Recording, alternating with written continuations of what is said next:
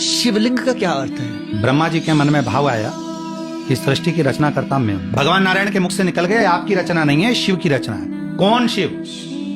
जो कैलाश पर बैठे रहते हैं, नेत्र बंद रहते हैं। ब्रह्मा जी से शिव जी, भगवान नारायण ने कहा ये तुम्हारा भ्रम है। शिव तो प्रत्येक जीव की धड़कन में, श्वास में, कंकर कंकर में, पर्वत में, अग्नि में, जल में, थल में, वायु में, सब में शिव है। ब्रह्मा जी बोले मैं नहीं मानूंगा। भगवान नारायण ने कहा कि मत मानो, ये पर्वत है ना, चलो इसको घुमाते हैं। भगवान नारायण ने और ब्रह्मा जी ने पर्वत घुमाना प्रारंभ करा। घुमाना क्यों प्रारंभ किया? उनको जानने के लिए। आप कह रहे हो ना कि सब में शिव है। घुमाया पर्वत, तभी एक आकृति लिंग की प्रकट हुई। भगवान नारायण ने हाथ जोड़कर जो स्तुति करना प्रारंभ करी, शिवलिंग में से आवाज आने लगी, ब्रह्मा इस सृष्टि का रचना करता मैं हूँ। ब्रह्मा जी बोले मैं मानने को तैयार हूँ कि शिव सब जगह है, पर मुझे अब इनका शीश देखना है। तो आप चरण ढूंढ लो। भगवान नारायण कहने लगे अच्छी बात है, मैं चरण देखता हूँ। ब्रह्मा जी ऊपर गए शीश ढूंढने के लिए, भगवान नारायण चरण की ओर गए।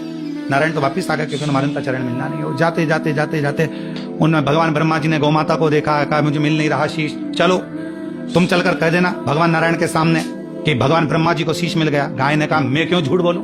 ब्रह्मा जी कहने लगे पृथ्वी पर सबसे पहली रोटी जब घर में बनेगी तो तेरे नाम की निकलेगी, तुझे ही मिलेगी।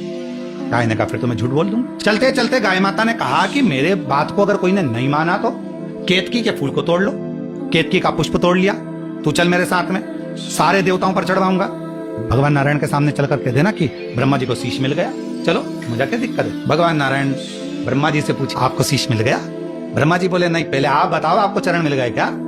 भगवान नारायण ने कहा मुझे चरण कहाँ मिल सकते हैं, मुझे शिव के चरण मिल जाए, बहुत कठिन बात। जैसे ही नारायण ने सत्य कहा, शिवलिंग में से आवाज आ गई, हे नारायण आपने मेरी साक्षी में सत्य कहा है, आज से पूरी पृथ्वी पर सत्य की पूजन सत्य नारायण के रूप में होगी। ब्रह्मा जी से भगवान नारायण ने पूछा अब आप बताओ आपको शीश मिला? ब्रह्मा जी बोले मुझे तो शीश के दर्शन हो गए। अगर ना मानो तो गौ माता से पूछ लो। गाय ने कह दिया कि ब्रह्मा जी को शीश का दर्शन हो गया। शिव जी ने आकाशवाणी कर कहा गौ माता तू जगत की मां होकर झूठ बोलती है, मैं तुझे श्राप देता हूं कि तेरा पूरा शरीर पूजा जाएगा पर तेरा मुख अपूज्य माना जाएगा। आखिरी में ब्रह्मा जी ने कहा कि केतकी के पुष्प से पूछो, तो केतकी का पुष्प भी झूठ बोल दिया। भगवान ने श्राप दे दिया, अरे केतकी सारे देवताओं पर चढ़ेगा पर शिव पर कभी नहीं चढ़ेगा। ब्रह्मा जी कह रहे नहीं, मैंने शीश का दर्शन किया।